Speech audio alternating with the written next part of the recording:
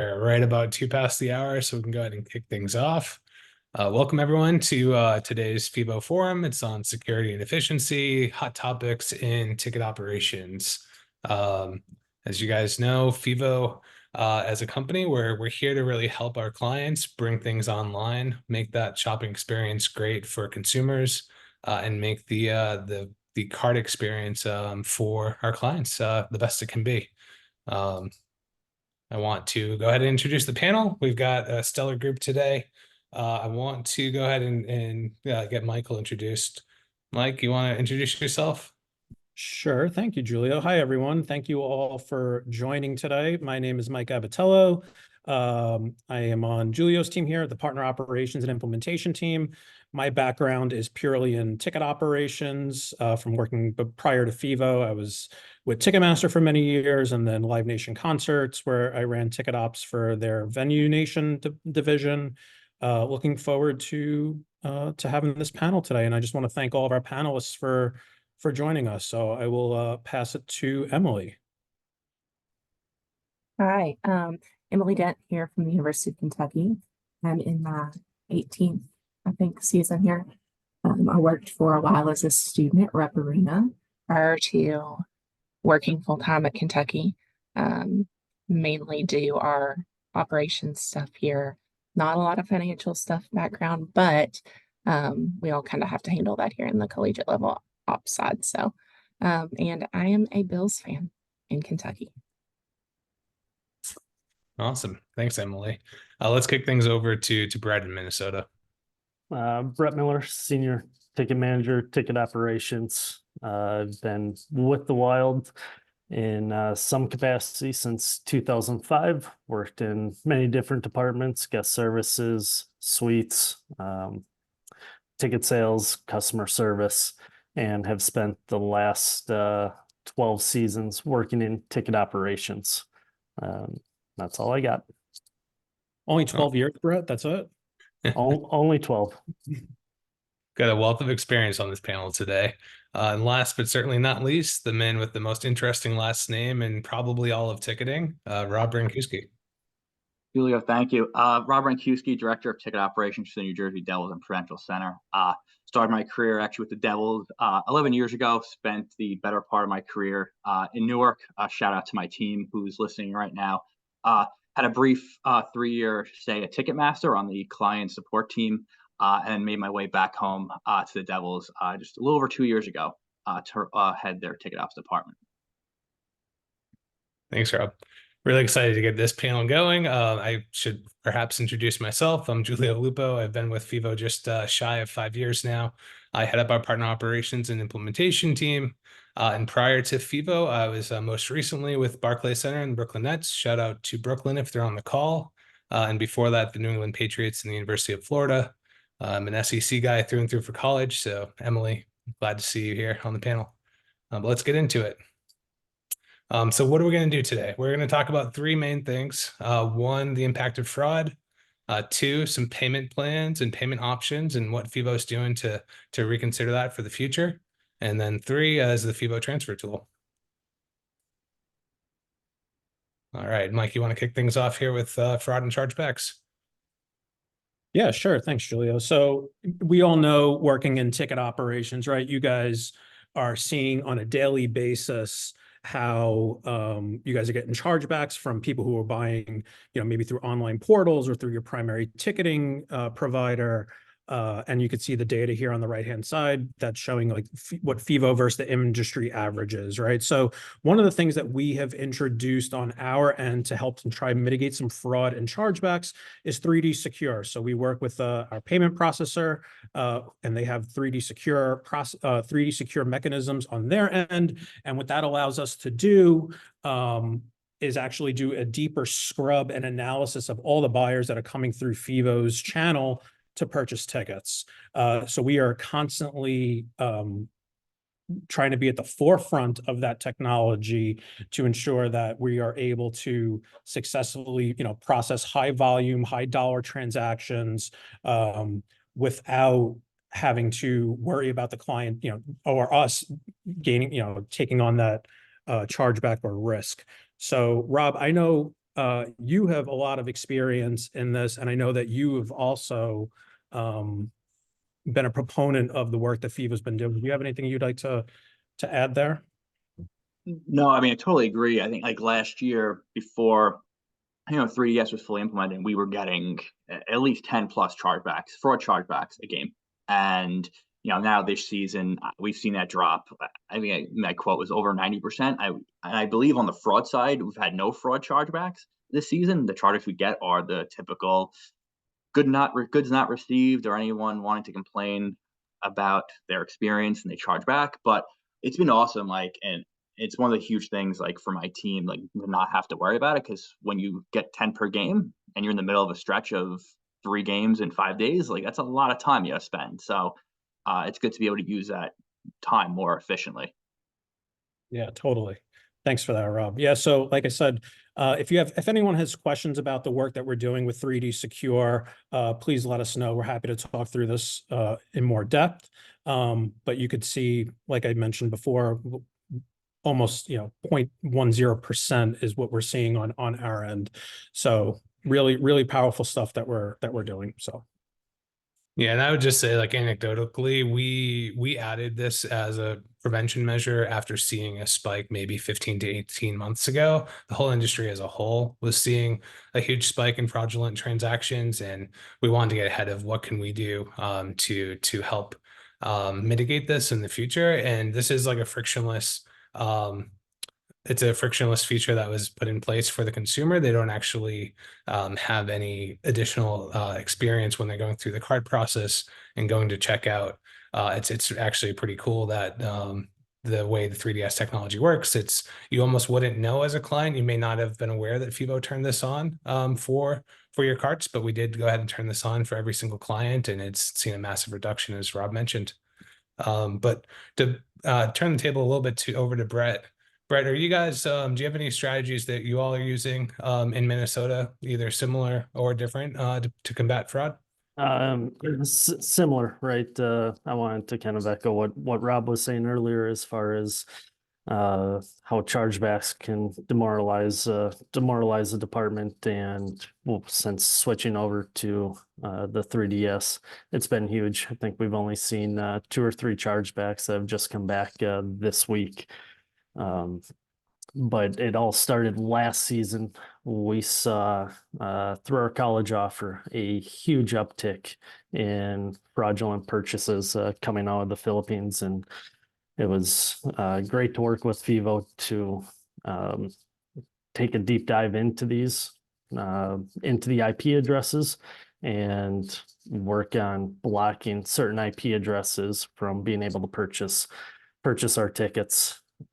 I don't have the exact numbers that we were able to claw back, but it was in the hundreds of tickets that they were buying up.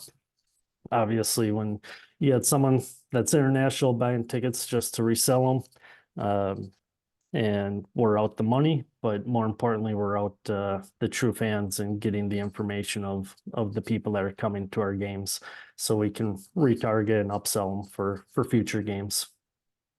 Brett, you nailed it right on the head, right? So it's so important to make sure that your tickets for your brand, your team, are getting into the hands of true fans that want to go to the games, right? That don't want to have to go to the secondary market and purchase those tickets. So, it goes without saying. I think we all deal with the secondary market on a daily basis, but anything that we can do to try to help combat that, and then ensure that the true fan is the one purchasing the tickets, attending the game, that's really important to us.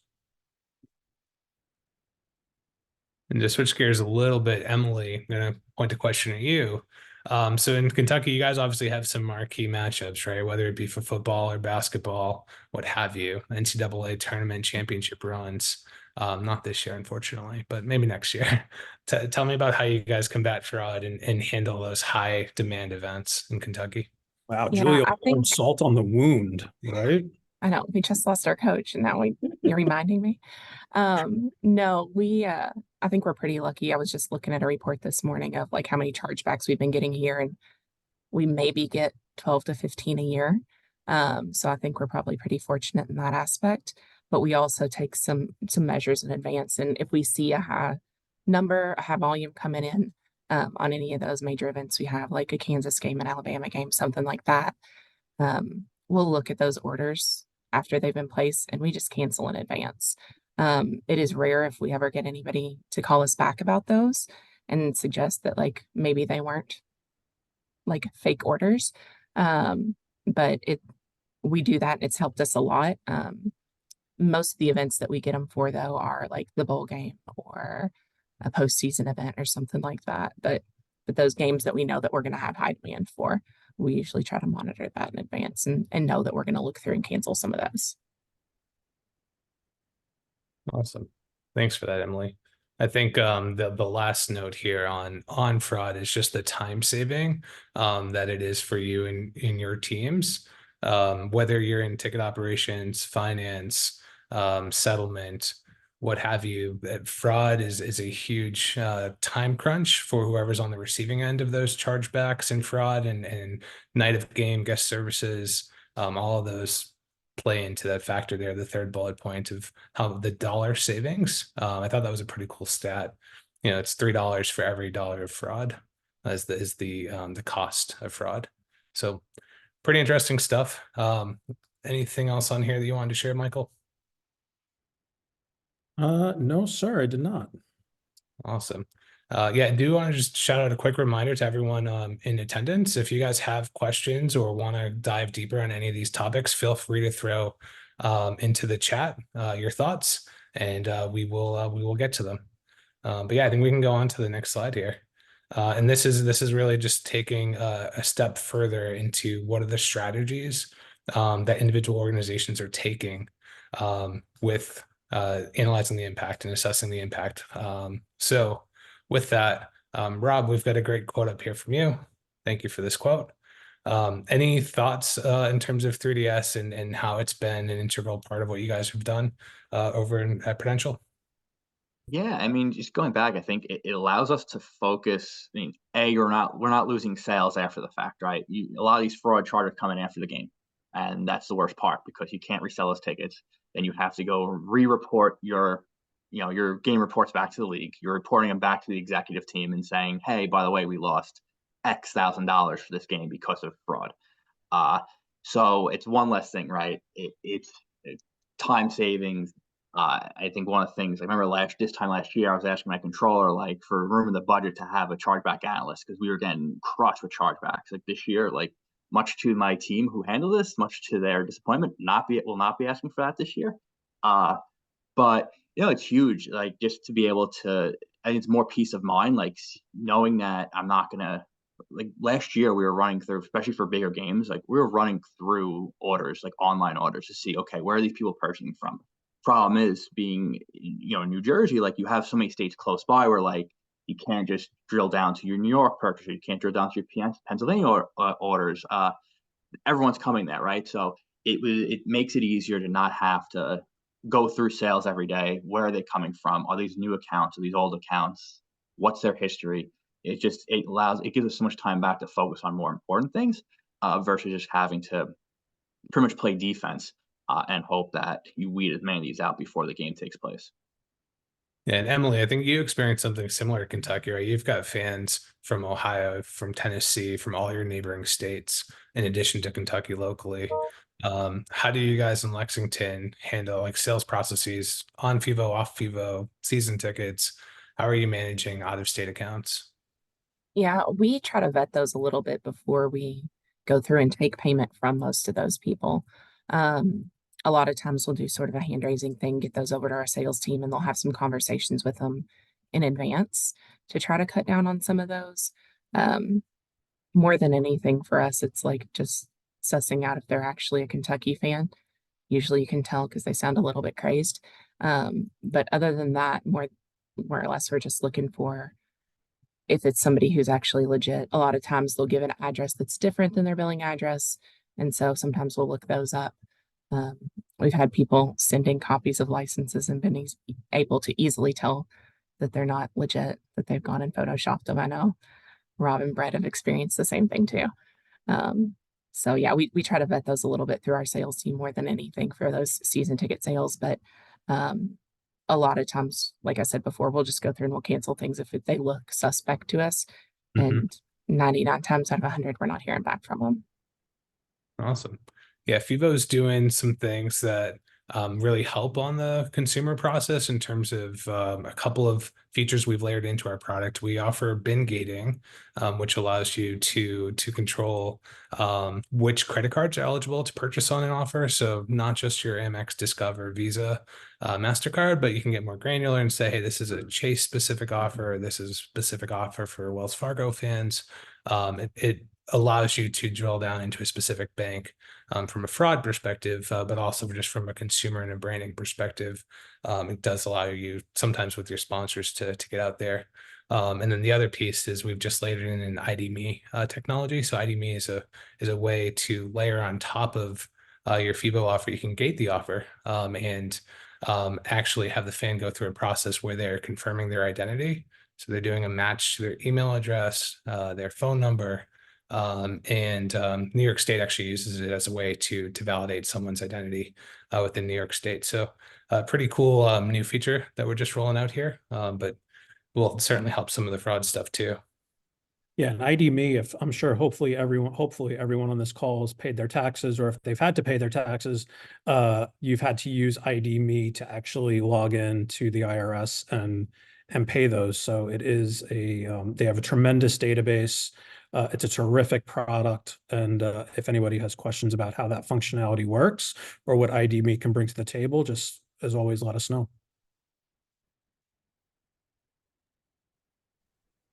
And I think to switch gears a little bit, let's talk a little bit about broker convention. Broker's kind of like an interesting word in ticketing, right?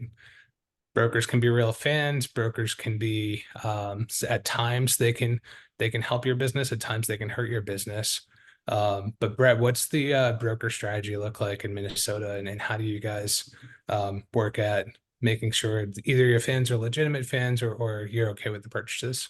Absolutely. A couple of years ago, we consolidated working with one or two primary brokers.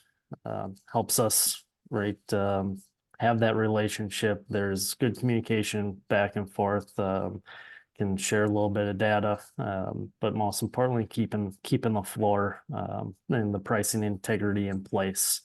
When you get to what we like to call the garage brokers or the ghost brokers, they don't care about the long game. They want to get their money in as quick as they can. And so we use a program called Akeda that we can look up an individual, will give us a ton of information back, and will give us a risk score if whether or not we should do business with this individual. Primarily, biggest thing, right? When was the email address created? How often was that email address used?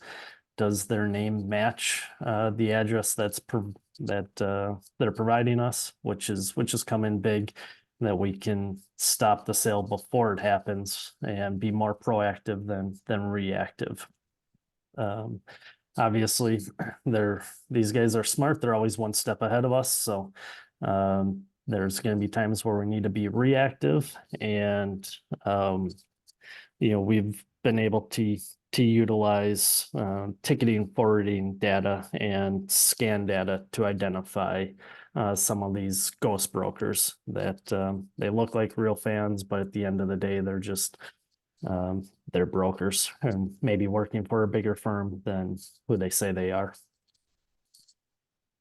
Yeah, Rob, you guys are doing something similar in New Jersey, yeah? Yeah, we're using Akata as well.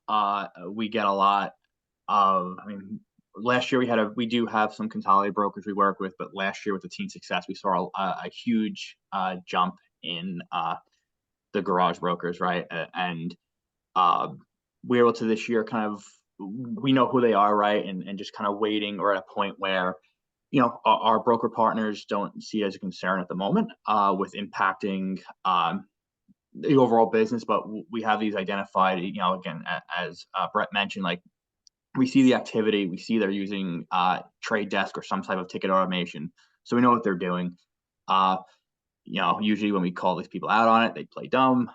But I guess I joke around. The one fortunate thing of being a former TM employee is you know what to look for. But using Kata, it helps out a lot because when these people give information, like especially now with TM and having the secure accounts, like you can actually see the information they give the rep when they sell. The phone number is different, right? Because they use a different phone number to verify their account. You can see when the TM account's created. So there's some stuff there too that we kind of look at. Again, it's sometimes more manual process, but at least when something's fishy, it kind of, and again, all the ticket ops people in this panel and on the call, you've been doing this long enough where you know what a broker looks like, right? Someone comes in, calls in day one, buys 4 tickets in your highest selling price points or in your best price point by a price break. You know how it is, right? But understood the sales perspective is people, their eyes get big when someone calls in, want to make a sale. Totally get it. We push back, and sometimes managers, sales managers, oh, he's fine. We spoke to him. He sent in a picture of his ID, and then we get a picture of the ID. And as Emily said, it's photoshopped to where I've once told rep that they would not be able to survive as a bouncer in Hoboken because they thought an ID was actually real when it was clearly a glamour shot on a Photoshop New Jersey license, but it's neither here nor there. And Rob, this is why I always say that the ticket ops folks are like, the unsung heroes of the industry, right? Like, and we always say this because you guys are, you know everything to look for. We all know that every lock has a key, right? I think Brett alluded to this previously, is that they're always going to try to find a way to help to mitigate the system or try to get around and find a hook, but your knowledge and Brett's knowledge and Emily, your knowledge and experience, you know what to look out for in those instances. So hats off to you. Awesome. We actually got a live question in the chat. Thank you to whoever wrote this in. So for Rob and Brett, and Emily, if you guys are using a Kate, I don't believe you are yet. But the question is, where you have, for the folks that are using Akeda, where you have to manually input the customer information, or do you have it integrated into your system to automatically identify based on account information? Rob, do you want to take that one? Yeah, no, for us right now it's manual. Actually, one of the things on my list for next fiscal year is to expand that into a more automated process because it is time consuming. But I think this was our first year using it, so I wanted to kind of see the results first before we expanded. But that's on one of the many things of the to-do list for this off season. Yeah, same for us. It's manual, but looking to expand it. And we'll see where we can get to. Awesome. Thank you both for confirming, and thanks for the question to whoever asked. I think we are good to move on to the next slide. Michael, you got anything else on here? No, I just want to, there was a comment in the chat here that was made to us that, quote, we like to refer to ourselves as the gatekeepers. And yes, that is correct. Ticket ops folks are the gatekeepers. You guys control all the keys. So don't let the sales folks push you around, okay? The ultimate gatekeepers, I like to say. That's right. Love that, Abe. All right. Let's move on to something else that we're thinking about for not only for FEVO cards, but also in ticketing and technology in general, right? Flexible payment options. As a consumer, I love to see options at checkout. What's my fastest way to check out when I'm making a transaction? Just bought a pair of sneakers 2 days ago, had a nice little Apple Pay button, was able to transact quickly and easily, 2 taps and I was out. Everything was already pre-filled in for me, my shipping address, credit card. Super nice. So what's FEVO doing? We're doing something very similar, right? We're thinking about what are the options that we can have, the more traditional ones, your Apple and your Google Pays, but also layering in some new stuff. Zip, which is a buy now, pay later, PayPal, and just looking at like, hey, like what else can we be doing to be at the forefront of giving the consumers the same delightful experience we give clients. But yeah, to dive into this, Mike, you want to kick things off? Yeah, no, I mean, it's not even just about giving the consumers like that option, right? It's also giving the clients the ability to take advantage of this technology so that like, I mean, Rob, you in the past, you've probably offered payment plans, right? Through your primary ticketing provider, and in which case you would be on the hook for, making sure that you're collecting that money and any chargebacks and things like that. So yes, we want to give clients that we want to give consumers the flexibility of like a buy now, pay later, and make it easier for them to spend more, and then have those flexible payment options of being able to put it to repay over a couple of months.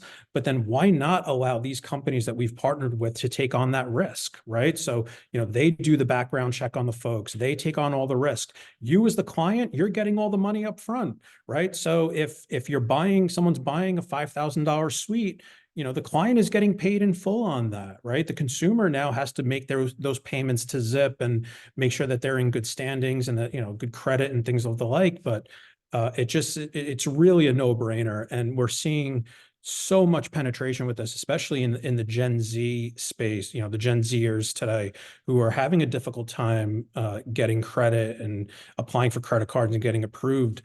We are seeing that there are consumers that are taking advantage of this technology, taking advantage of this flexibility, and they're also spending more money, right? And Rob, I think I'm sorry, I'm not picking on you just because like you're a Devil fan and stuff like that, but I think you even made a comment that you saw some success in this a similar space for your single tickets, correct? Yeah, on Ticketmaster.com, right, on our primary sales, we actually they're using Klarna, right? It's been our second highest ATP, behind Amex, right? So it's a higher ATP. Granted, a smaller number of tickets sold, but a larger ATP than Visa, MasterCard, Discover, which is huge, right? And I think it just opens up, as you said, kind of a different avenue. I would love to do something like a Zip Pay or Klarna for our season tickets to let them take the risk, and this way we don't have to chase after people every month who decline. But one day we'll see. But yeah, it's a good tool. I mean, it's great. It's easy to use. Like, listen, like, especially to you entice someone with zero interest, like they're gonna take advantage of it, right? And for us, we're getting the money right away, and like we're happy, customers happy. That's what it's all about. Amen, man. We completely agree, right? So I think somebody has asked a question in the chat. Can Zip be my payment plan option via FEVO if I want to sell suites or ticket plans? Definitely opportunity there, right? So it says anonymous, but if you'd like to reach out to us afterwards, we'll make sure you have our contact and we can talk through what that looks like. But Zip is one of the things that we're working on. There are going to be other things added or other partners that are going to be added into this space in the coming weeks and months. So definitely.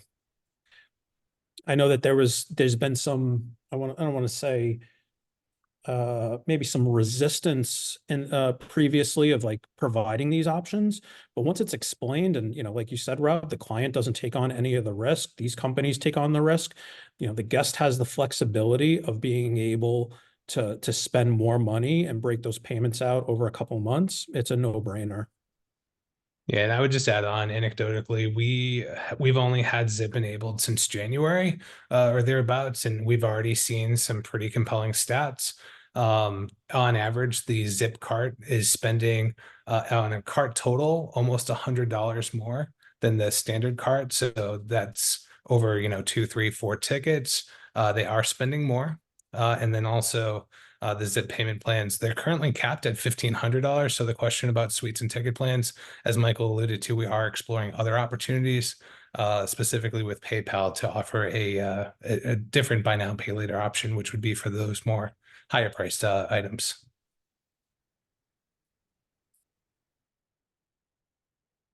Cool. Yeah, Rob, you touched on it in terms of some of the buy now, pay later options you guys are using with Prudential. Are there any others that you'd like to be using, or any thoughts that you're thinking about in terms of future state? I mean, I think the big thing, like, to joke around, but like, yeah, like to be able to do something like a Zip or a Klarna for higher price, like, like for partial plans or even season tickets, right? At that point, just because it is helpful. I think right now, like those are, huge. I think having the ability for PayPal or Apple Pay or Google Pay is just, as you said, Julia, it's convenient, right? You 2 clicks and you're done, right? 1, 2, 3. So you don't have to worry about someone having to go run to get their wallet. They check out, and when they see something and probably leads to more impulse buys, I'm sure. And that's like the big thing. Like we do payment plans for better or for worse. We do payment plans for every product we offer. Partial, even something as small as a 3-day holiday plan, which is frustrating to me that someone would need a payment plan for a product that's small. But again, you can only fight sales so much on certain things. But but that's like the perfect for me. That's like the perfect opportunity for something like a Zip or a Klarna where or PayPal, where you can do something like that smaller, and then the bigger payment plans you kind of still handle internally as normal. Rob, how do you decide which product or products that you offer payment plans on today? Is there a threshold, either dollar amount or number of game? If the day ends in Y, we offer it. We're pretty creative, right? We offer, based on just where we are sales wise, like we have it for our fulls, and we have all the way down to our small, like 3 and 5 game plans. Granted, the smaller plans are only like a 1 or 2 month payment plan or 3-month payment plan based on where we are. Typically, we let all our payment plans are done by January. So there is sometimes typically where someone will front load their plan, a flex plan, thinking they'll be able to pay for games after they've played off, and then are unpleasantly surprised when their card gets charged the morning of a game because they don't have enough paid in. Sure.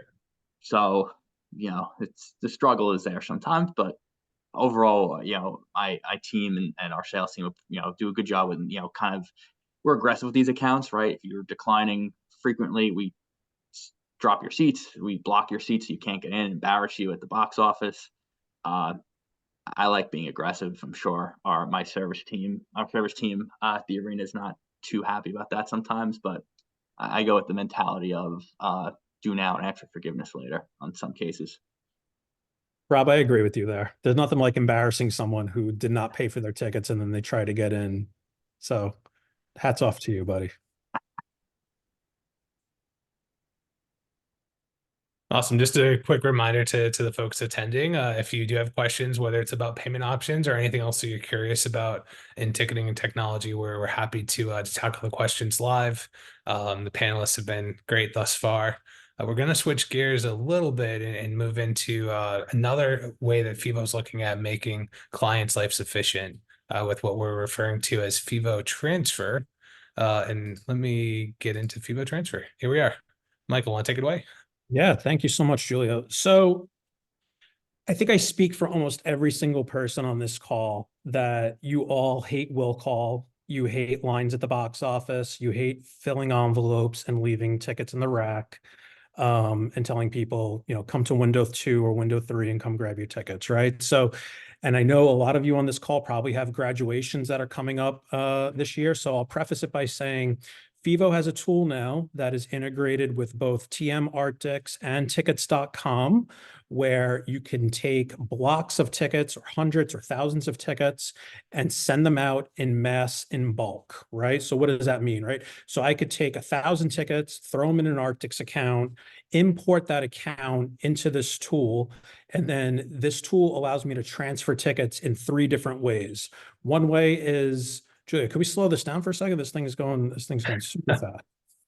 It's on a video loop, Michael, but don't worry, we can always pause. We're just going to keep looping it, right? Okay, we'll just keep looping it. So in any case, you can take a block, you could take some seats. I could transfer 4 tickets manually to Emily. I could take 6 and send them to Brett. Very simple, right? But where this tool really, really shines is you're able to take those 1,000 seats, import them into this tool, and then you can upload a template or a spreadsheet, I should say, that has name, email, and number of tickets. And the tool just sends them all out in mass, in bulk to everyone without leaving gaps, without leaving singles, without leaving anything. And I know you're probably all asking, well, how does it do that? One of the things that this tool does when we first set you up on it is we actually get your manifest file. right? So once you send us your manifest file, and there's a special script that's used for both TDC and for Arctics to pull it because it's at the seat level, we import that manifest on our back end into this tool so that when somebody goes to take their spreadsheet and upload it so that it sends out the tickets, it actually does a validation and says, you know, hey, I can't fulfill these 3 orders because there's not enough tickets without leaving spaces or gaps, right? So it gives you the ability to go in and either add more tickets into the account, or you can go ahead and process those manually. But the fact that this does that, it does it so easy and so quickly is a huge game changer within the industry. I mean, I know, like, when I worked at Live Nation, we did a bunch of graduations at the amphitheaters. And I know that, you know, the general managers and the folks that were working there would have loved to have a tool like this at the time to send out those tickets in bulk to folks at graduations. So now, the other thing it could be used for, sticking on that same note, or the other way it could be used, I should say, is not only does it send them out randomly, like I just said, in where you can just take the block of seats and send out by different quantities, you could actually take those 1,000 seats and apply them onto a different template or spreadsheet where the user could then actually assign locations to a person or persons, right? So I could say that Rob's going to get, you know, these 4 seats, Emily's going to get these 10 seats, Brett's going to get these 6 seats, so on and so forth. And you fill that out in the spreadsheet and it sends those exact locations to the recipients. So like I said, just to recap, there's 3 different ways you could transfer tickets through this tool. You could do them, you know, individually, one at a time to a recipient. You could fill out the spreadsheet with every section, row, and seat that you have imported and then assign them to specific folks. Or really, where it really shines is being able to take those 1,000 seats or whatever number of seats and send them out to a list of folks, and it goes out, you know, best available, first come, first serve. So it's incredible, right? And I could speak from the Arctic standpoint. What it actually does is it takes those tickets and it plucks them from the original account and puts them on the recipient account, okay? So if the recipient account doesn't exist, so if I had tickets and I want to send Emily 6, but Emily's email address is not in my database, the API is going to do a lookup for her email, see if it exists. If it doesn't exist, it's going to create that account.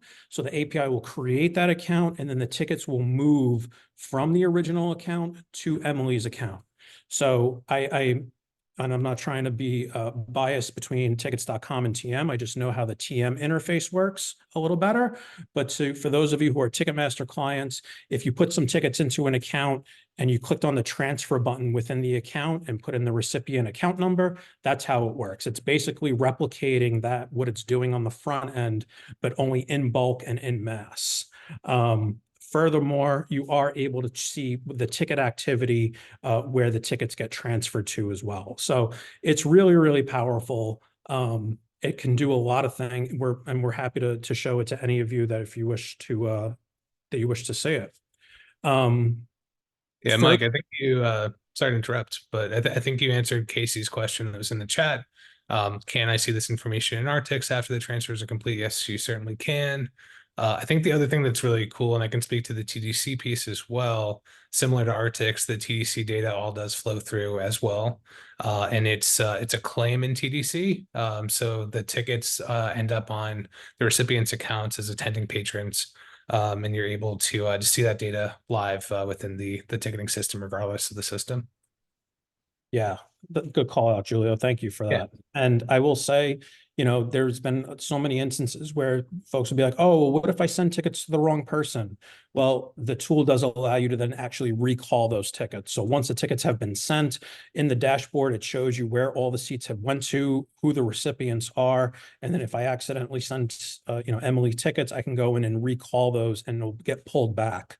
The only time in which that feature will not work is if Emily received the tickets from me and then she subsequently transferred them immediately to Brett, right? So if she's transferred them already to Brett, I am not able to then to recall them within this transfer tool.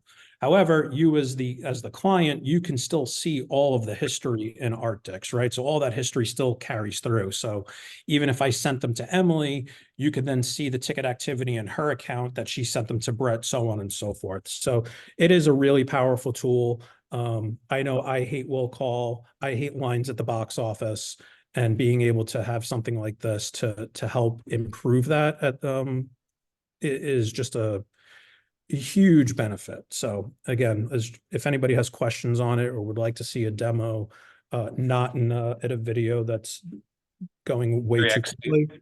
Yeah, 3x speed, please let us know, and we are happy to walk through that. I don't know, Julia, was there anything you wanted to add to that? Yeah, I got one thing I wanted to add, which is for the consumer.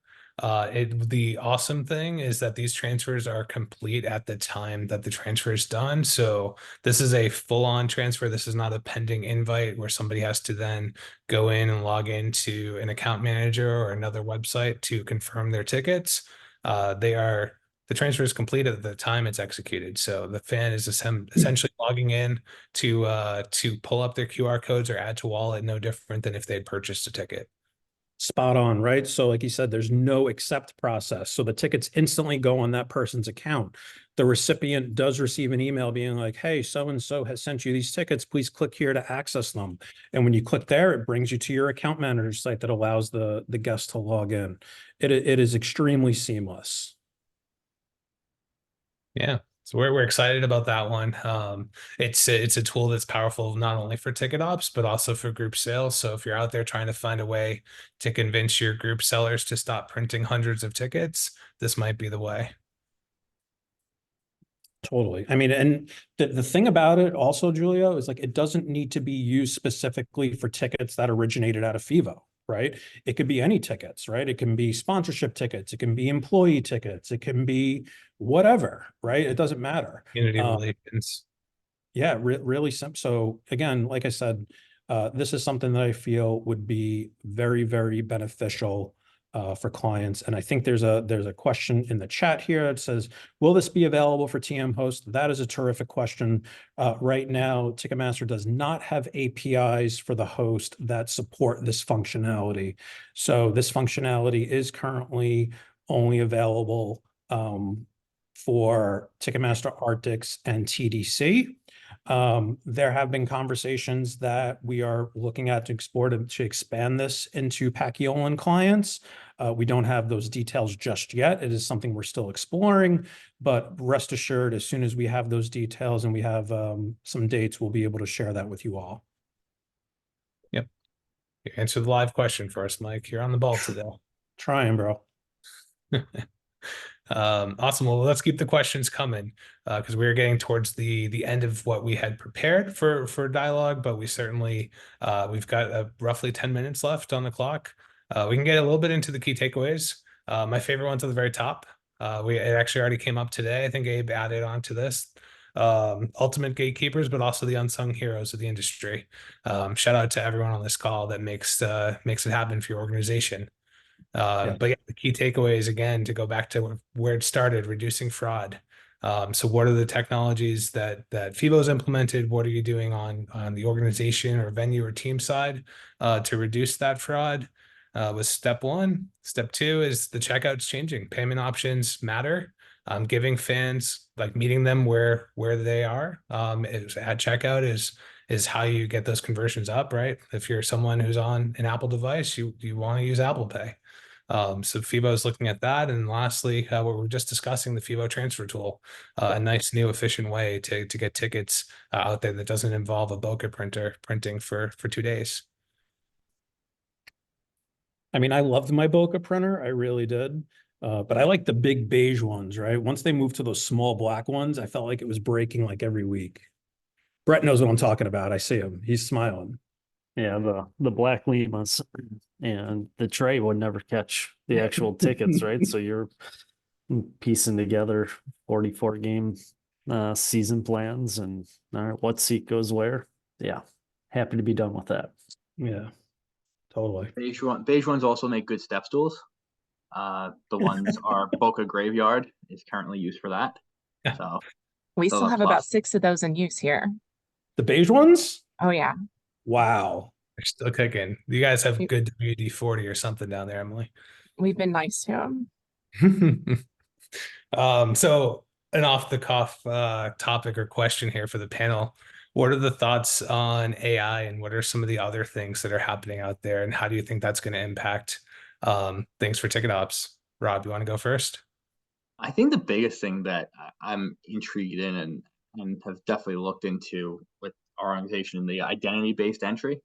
I think I know some teams trying to use it now. I know, like, from our standpoint, there are a lot of like legal hiccups with it, just with having that data, holding that data. It is interesting.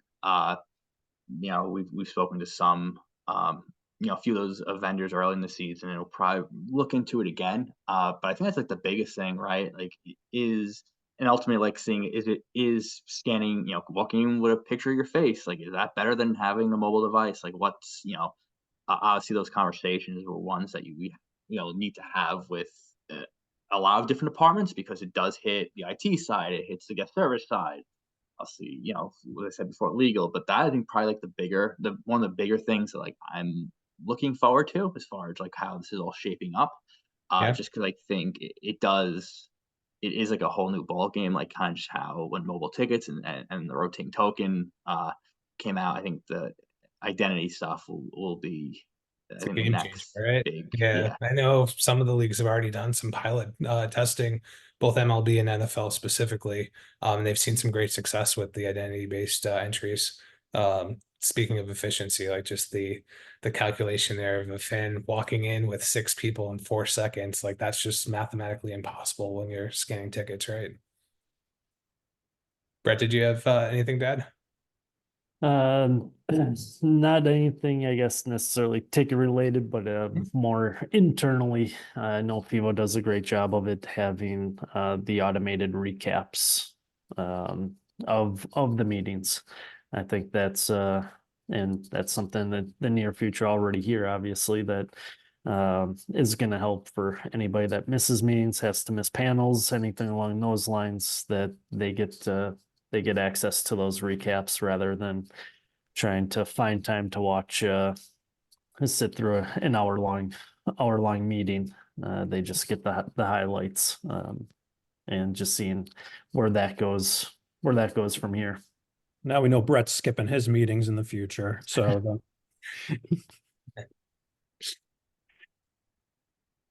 Emily, what about you?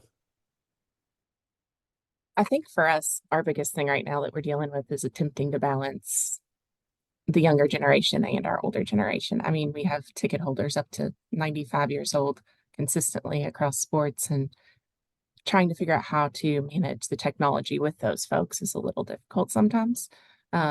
So we've tried to make a presence bigger in person at events so that we can help accommodate those people as best as we can.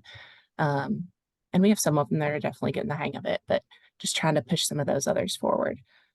So figuring that out has been a challenge for us, and I think ongoing challenge, especially at the collegiate level, where we tend to have a bit of an older fan base.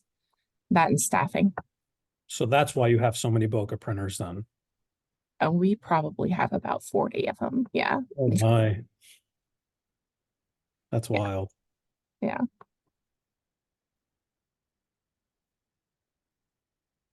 I don't know. You gotta, my whole thing was when mobile was finally like stable and working really well, it was like rip the Band-Aid off. Everyone's got to do it. Rob, I know you agree with me. I think we're cut from the same cloth in that sense. They'll figure it out. They want to go to the game, they have no choice. That's right. No, I mean, we We still really print. do. We still have a small sect of our season ticket holders who request printed tickets. The caveat what we've been doing is you can request printed tickets on Spitter Stock, you just lose one of your benefits. So you get some people who, do I want the player event, or do I really want printed tickets? And we've kind of given some people that option of, especially the ones who have been asking for it year after year, we've grandfathered them in and say, okay, you can get printed tickets, but you're losing a player event, or you're losing a giveaway or something, one of their season ticket benefits. So it's kind of how we've been trying to push people, but there are always Way to do it. exceptions.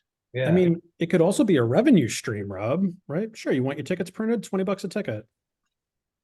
See how We do quickly they that. print it. See how We quickly do how that and they don't balk. they just pay up.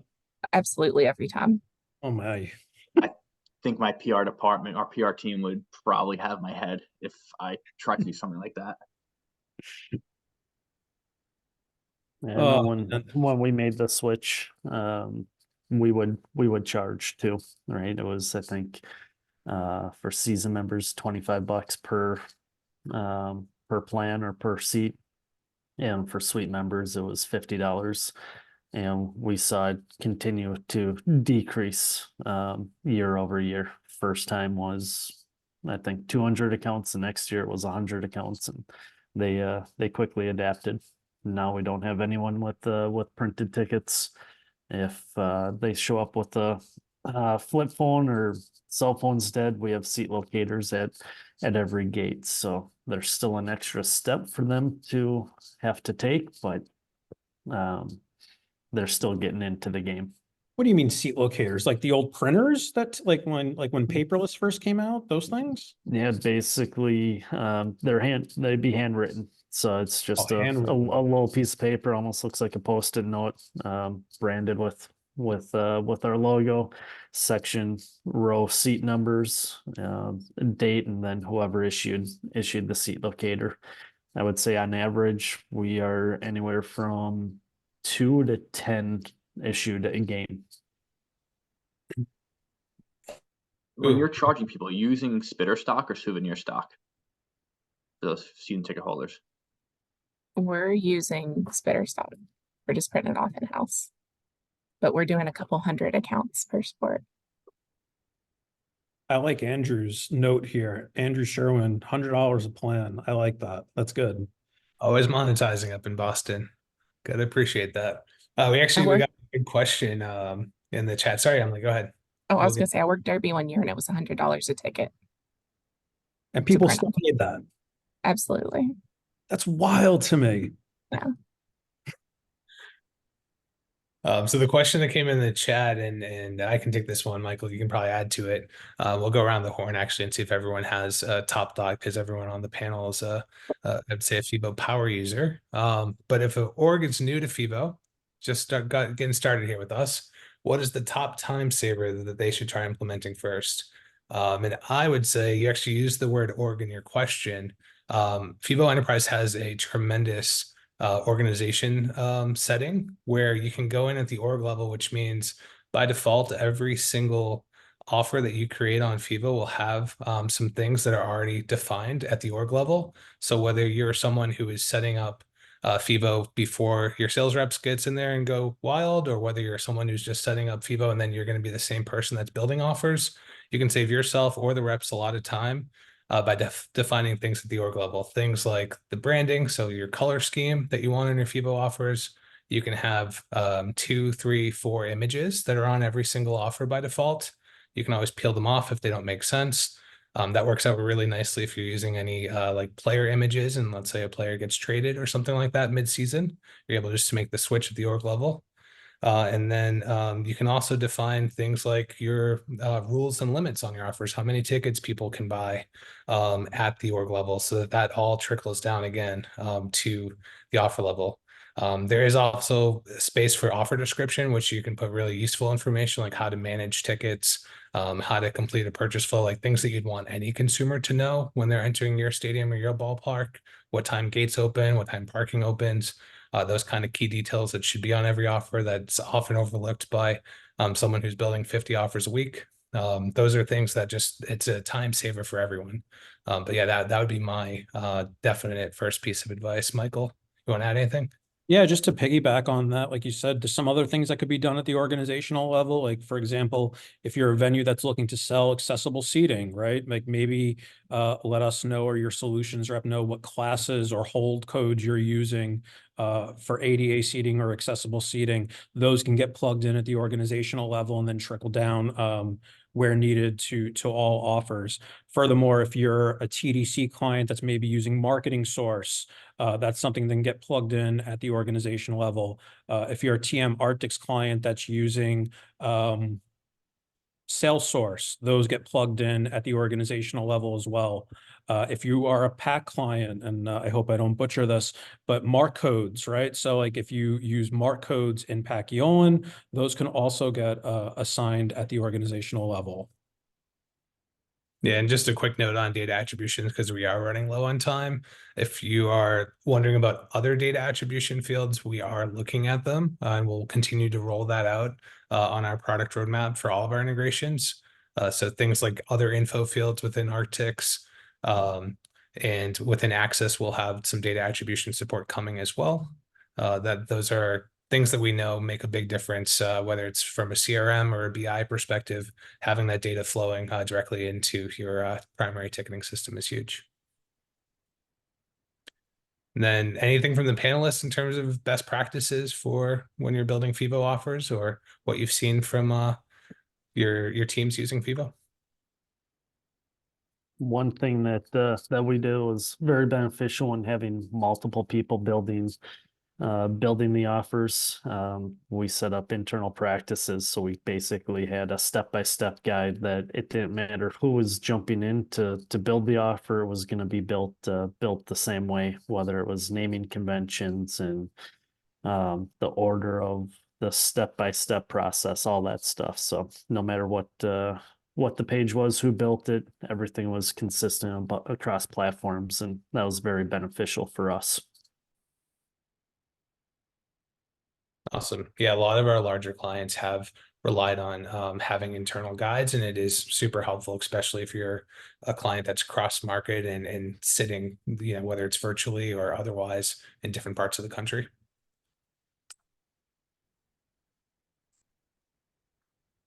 Rob, Emily, anything else that you guys wanted to add on that last question before we wrap things up here? No? All right. Well, we appreciate everyone's time today. Just a quick note again as a reminder of who was on the call. But if you guys have questions, feel free to hit up implementation@fevo.com. That goes directly to both Michael and myself, as well as Brittany No and Jamie Coteen, who's also on our team. And we are always happy to field questions. We're happy to hop on Zooms and go over some of the stuff individually with you all. But once again, shout out to the panelists, Rob, Emily, and Brett. You guys are exceptional at what you do. We appreciate you all. And yeah, we appreciate your support of FEVO as well. Yes, thank you all very much for participating. To everyone who was able to join today, thank you. Thank you. You guys are the unsung heroes in ticketing, and we appreciate you greatly. Awesome. Thanks, y'all. Have a great day.